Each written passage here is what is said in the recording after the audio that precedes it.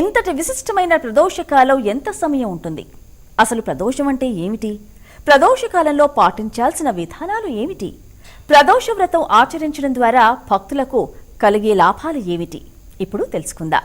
ప్రదోష సమయం ఎంతో పవిత్రమైంది. సూర్యాస్తమ సమయానికి గంటన్నర సమయం ముందు, అస్తమయానికి గంటన్నర సమయం తరువాత మొత్తం 3 గంటల సమయాన్ని ప్రదోషకాలంగా భక్తులు లెక్కిస్తారు. మనకు తెలియని శివ వైశిష్ట్యాన్ని అర్థం చేసుకోవడానికి ఇదే సరైన సమయమని భక్తులు భావిస్తారు. ఈ 3 గంటల వ్యవధి ఎంతో కీలకమైనదని శివభక్తులు భావిస్తారు. ఈ సమయంలోనే పార్వతీ పరమేశ్వరులు అర్ధనారీశ్వర రూపాన్ని ధరించి జగత్తుకు దర్శనమిస్తారు.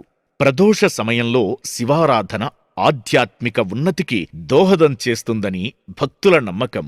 ఆధ్యాత్మిక శక్తుల సాధనా సమయంగా కొందరు భక్తులు భావిస్తారు.